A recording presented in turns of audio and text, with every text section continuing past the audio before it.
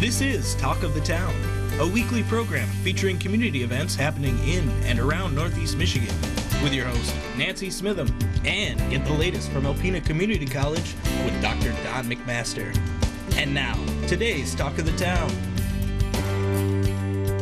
Good morning and welcome to Talk of the Town. I'm Nancy Smitham. My first guest today is Gentry from the Downtown Development Authority. Good morning, Ann. Hi, good morning. Thanks for having me again. Thanks for being here. And there was an unexpected event in Alpena, the Ice Fest. And when I went downtown, I was amazed at how many people were walking downtown. And I went into the Fresh Palette and there was standing room only. So obviously that was a wonderful event. Yeah, it's been a very busy start to the year. Usually after the holiday rush through, late spring when we start planning for the summer is kind of a slow time for our downtown and for planning, but this year we've been hitting the ground running with the Ice Fest that was on February 12th. Thunder Bay Arts Council and Gallery, they took the lead on that with different sponsors, and there were over 30 ice sculptures downtown. And yeah, it was like almost a summer weekend downtown, except for the fact that it was 5 degrees. It was cold, but it didn't seem to stop anyone. And when I went down to Michikiwis, I mean, people were lined up getting their pictures taken in the square, and the farmers market was busy. It made me really proud to be a part of our community that does wonderful events like this. Yeah, it was really wonderful to take in because the first year you never know with events and weather and all those details. But yeah, it was wonderful. There were people from all over Northeast Michigan that I heard that drove to see them and then stayed downtown. And a lot of our restaurants on the evening had like a 1 to 2 hour wait for food, which on a February Saturday is not usually the case. It was a really, really cool moment for our community to see that happen. Yes. And speaking of restaurants, you're doing a restaurant promotion. Yep. Restaurant Week is through the 26th. So this is also the first year that we've done this promotion. So there's 13 restaurants downtown that have been offering different sales, specials, feature menus to encourage people to come and dine downtown. And they've been pulling out all stops. I've been sharing on Facebook some great specials, some wonderful, unique food items and ideas. What a great event. Yeah, thank you. Yeah, over the last year, we've had, Hopside Brewery open, Red Brick Tap and Barrel is just over a year old, the new Sweet Shop. Friar's Pizza relocated downtown. So often people say, there's only a handful of restaurants, but that's really not the case anymore downtown. No. So we hope people got out and tried different restaurants that maybe they normally wouldn't. And then what about your expansion? Yeah, so we're also in the process of looking at a boundary expansion through the DDA. So that's something we just kicked off is updating our downtown development and TIF plan, which is how we're funded and where our boundaries are dictated by that plan. So it's about a 6-month process for that, working with the city to determine, how that might affect, their taxes and, where we want to go. But overall, we're really excited. We're looking at further down Chisholm Street and up North 2nd Avenue further than where we currently are. So that would allow all those properties to be eligible if they're historic for grant funding through the state, as well as, be able to be a part of the promotions that we do, whether it be events or beautification projects. Perfect, and it would be really great to have them all be involved. Everybody kind of feels like they're in downtown, so it'd be nice to have them actually be in the district. Right, and because of the success of our downtown and the investment we've seen in the last, 5 to 10 years, we want that in other parts of the city too. So if we can help facilitate that, we're more than happy to do so. What about any new projects coming? Yeah, so already for this year, we're planning for our mural project again this summer. Okay. We have a meeting this week actually with our committee to determine how we want to do that, whether we want to have it on walls or whether we want to do like freestanding installations again. So that'll definitely be coming this year. We'll be doing sidewalk sales again a little bit differently this summer, a little bit later in the summer. Okay. And then we're hoping to do a spring shopping event too that we're just finishing up some details. So wonderful. A good combination of some different events that will be coming to our downtown too. And then any other new events like Sunrise Takeover, any events like that are in the planning? Yeah, I believe those are still slated for later this year. The first one to kind of kick off the summer is the Blues Festival, so I'm hoping that those organizers will want to be downtown again. This is a really wonderful way to kick off the summer season with the craft spirits component that Fresh Palette hosts as well. So yeah, it's right around the corner. We start looking at 3 or 4 months ahead to start planning for these events. But it's exciting. And why wouldn't people, if anyone had a chance to go downtown last year to see the events, so many people, even if people aren't going into the events, I mean, Culligan Plaza was packed with people. There were people everywhere sitting out. What a great thing. It's like a big city event because of how many people come and participate. Yeah, and that made me think of with Culligan Plaza, we will be doing our street performer series again. Oh, so good. that's always fun to see on Friday nights how many people come downtown. With the new social district, they might grab a drink, sit in some of those public parks and enjoy live music. And the street performers are planning on expanding that this year too, to do some lunchtime performances through downtown as well, since there's so many employees that work downtown. So, so yeah, we're excited. I mean, with the winter events, certainly people have been continuing to walk around downtown. We've been seeing more tourism than ever, more people that are, maybe relocated to the area or can now work remotely. So it'll be really exciting to see this summer to kind of see new people in our community come out and enjoy our town. Perfect. Any new apartments will be coming up at all? Yeah, there's actually 5 new apartments that are being added above Bob's Bullpen currently in the professional building. So those should be coming available in the next few months or so. So that's definitely a big component of our downtown community is people that live downtown. We have over 50 residences, whether they're apartments or homes throughout the district. And those apartments are pretty hard to get because people want to live downtown and be kind of part of that energy. So anytime, that investors want to make additional ones, it's always a really wonderful addition. Be able to look out your window and watch the Christmas parade. Exactly. They have the best seats to a lot of those festivals and events. Just open the windows and you can listen to the live music. Exactly. Well, congratulations to you and your team and everyone and all the people on your board of directors and everyone for keeping the downtown such a wonderful, viable entity in our community. A lot of downtowns go like this, and ours seems to be pretty steady all the time. So that's wonderful, and congratulations to everyone. And we'll look forward to hearing about all kinds of new things. Now, I know you always need volunteers for your event. How would people get in touch with you to see about volunteering? Yeah, so they can definitely reach out to me at the DDA office. Our website is downtownalpenami.com. There's all sorts of information about our events, about our projects, kind of what volunteers do to make our downtown run the way it does. And of course, if you're on social media, Downtown Alpena, you can always reach out that way or give us a call at 989-356-6422 as well. Especially, as COVID restrictions are loosening, we are hoping to bring back some of our events like our chili chowder cook-off, the street performer series, things like that, and maybe add some new ones as well. So we always appreciate, extra perspectives on our downtown to help with projects such as the events, to our beautification projects, to business recruitment and all those things. Thank you so very much. And once again, from all of us here at WBKB TV, Happy New Year, and thank you so much for all you do. Of course. Thanks for having me. Thank you. I'll be right back with Cindy Johnson from Huron Humane Society following these messages.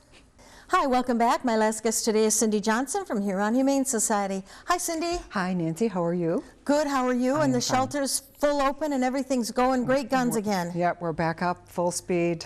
We, got kind of hit with sickness in the shelter, so we had to close, only take care of animals. But we're back at it. So kitten season has started. So we have pregnant moms already. So we're off and running. All right. So what do we have to do to adopt one of those beautiful kittens? So you just have to, we are still operating by appointment. Okay. If you come out and there's not a lot of people in the shelter, we'll still allow you in. But it helps us to kind of control the population in the shelter and make sure that everybody gets waited on and the assistance that they need and don't have to wait. You come, you make an appointment, you come and visit the animals. You can see them on our webpage, HuronHumaneSocietyInc.org.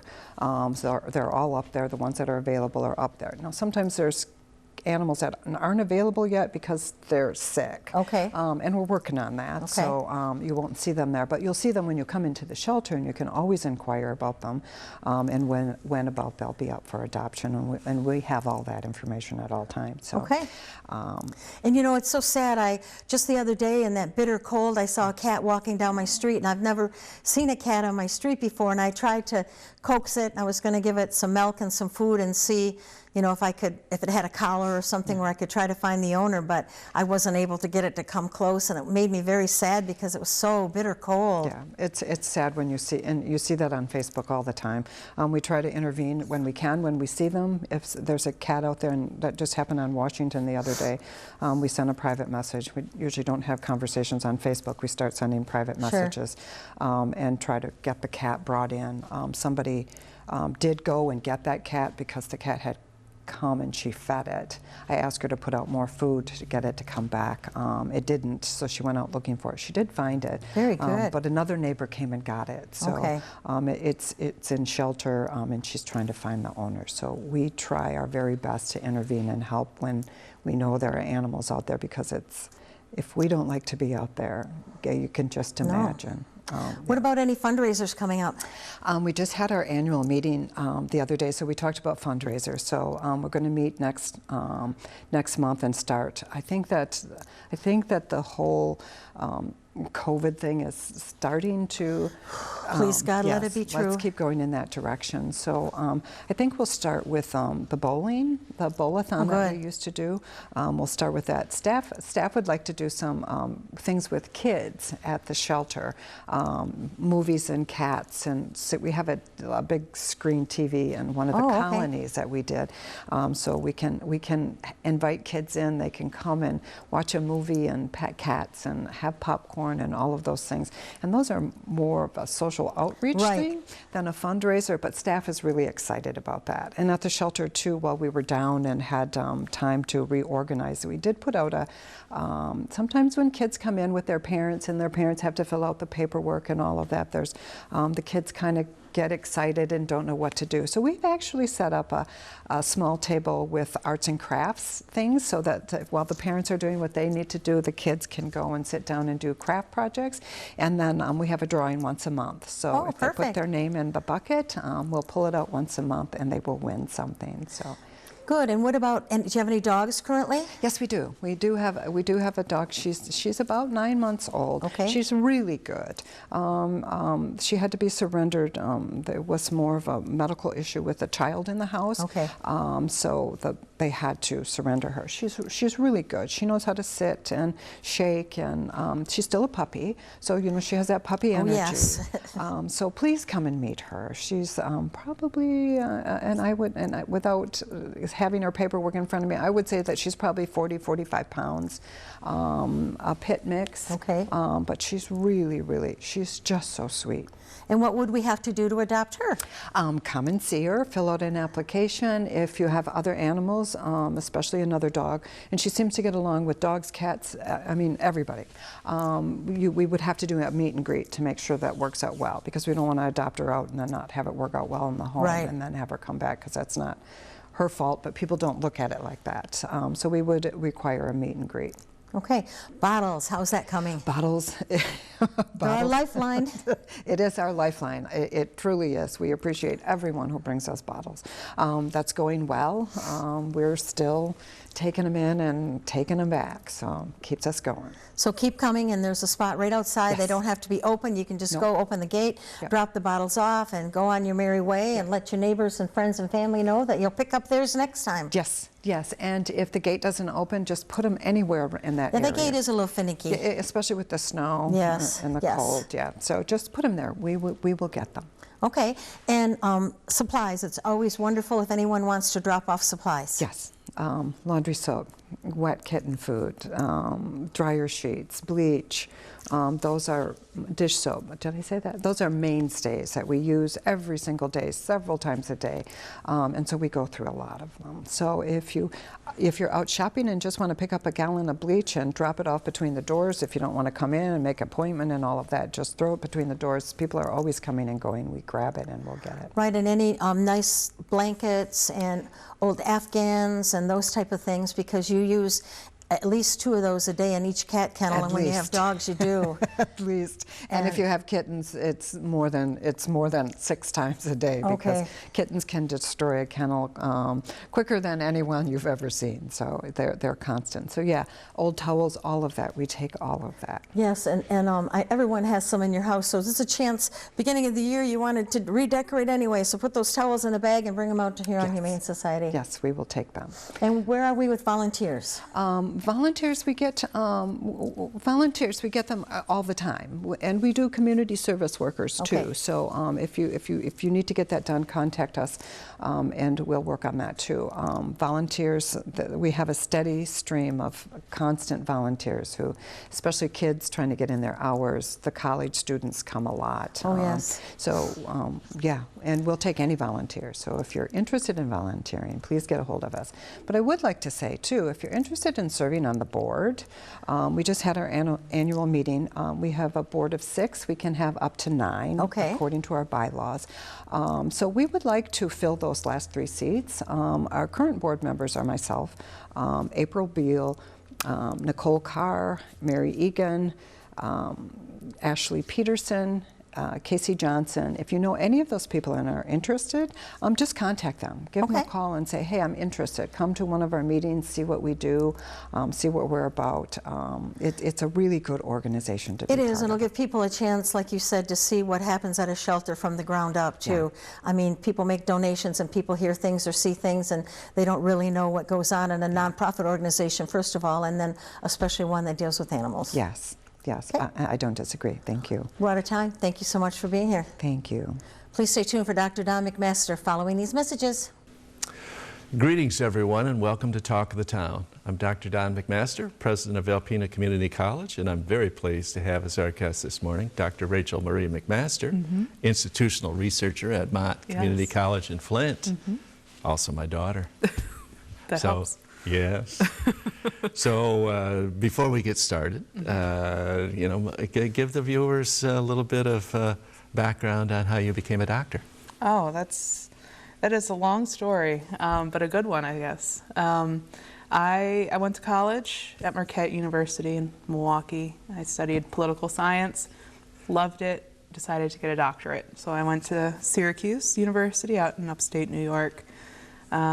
Got my doctorate. This was last year, around this time, in April, I think. And ever since, I've been enjoying the title, even though I don't hardly use the political science part in my day-to-day work. But I use what I learned and how to research. So. Yes. Well, that's a very short version of a long, productive journey. Yes. Your family, the McMaster diaspora, was very proud in watching virtually your defense of your dissertation. It was a lovely event. We were very proud of you. Thank you. So, yeah, it's an unfortunate reality that in an environment of shrinking enrollment, finding a job teaching American government is quite hard to do. Yet, I guess the counterside to that is finding jobs doing institutional research are much more plentiful. They are. So back in, this would have been 2018. I wasn't finished with my degree yet. I was about halfway through. I was trying to look for jobs as a professor. And I mean, you know this, it was miserable. I spent about half a year looking at not just job sites. I was looking college to college, looking for jobs. I would spend hours a day doing that. And I couldn't find anything. And I remember we met up in Detroit for something, and I said, man, I don't know what I want to do, but there's this one thing I think I'm qualified for besides being a professor, and that's institutional research. And there's a job opening at Mott, and you said you need to apply to that yesterday. And I did, and I got the job. And the work is fulfilling, not what I expected to do, but I'm glad I found it. Yeah, Mott Community College is a jewel in Flint, serves the Flint and surrounding communities, an urban school, provides a lifeline and an opportunity for many folks that otherwise wouldn't have it. You know, so have you become a convert to the community college mission? Well, I didn't need to be a convert. I grew up in it. Oh, yeah. But it's fully entrenched my love for the for the practice. You know, I think it's so important to be an institution that offers access to students who wouldn't otherwise have that. So, you know, for example, at Mott, we have several offices, operations that offer low-cost services to its students. So the one that I always bring up is the fact that we have a child care center, because there's an early childhood education program at Mott, so the students run a daycare, and students and employees are able to enroll their children in daycare at a very low cost, and for some people at no cost. And that makes college possible for a lot of people. That is such an important point. Yesterday, this would be Thursday, we held a focus group with our students to find out what what sort of things they wish we would do more of, or that we're doing right, or that we are not doing right. And you hear it from the students, and they're the ones who should be telling us. And we often hear that childcare is, and it's true, is an impediment, especially for women who are single moms. Sure. To get to school, to become, improve their station in life and their children's station. Yeah, that's a really important piece. So data is really the kind of the spine of the operation. It really quantifies what a college does. So just speak to that a little bit, if you would. I would, yeah. I was telling you yesterday, this is one of the most challenging parts of my job, is explaining what my job is. Yeah. And I like to think of myself as the keeper of the numbers. I have access to data on our students, basically every part of our students, their demographics, the classes they've taken, the programs they're in, the degrees they've graduated with. And I'm able to slice and dice that for different purposes. I would say the majority of my time is spent slicing and dicing that to make sure that the school is in compliance with the state and the feds, which is vitally important and is a stressful responsibility, but a really important one.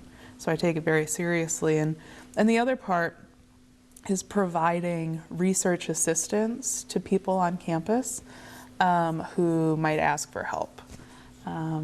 So that part is certainly more interesting than the compliance piece. And I'd say it's as important, or at least comparably important, to be able to offer. My office is called Institutional Research and Decision Support Services. And it's that second part, I think, is the most important. Yeah. Yeah, every school has a compliance level of research and data submission. And but it's when it can be taken to the next level, where data can be used to kind of inform, should we do this? Should we do more of it? Does this benefit students? Does the data show that it doesn't? A lot of our work is kind of intuitive without that data. Right. We're just going on our gut. Yes. We think, okay, that doesn't seem like that works. Well, let's not do it so much anymore. Data quantifies that and makes it more robust. Absolutely. Yeah. And that part I really enjoy. So here's an opportunity to plug Mott. We've got about a minute left, or ACC if you'd like to. Oh, sure. So you could split that time. Use it however you'd like. Sounds good. So the community college mission, the part of it that you enjoy most, what would that be if you were to boil it down? It's the access piece. Being able to provide something that otherwise wouldn't be available.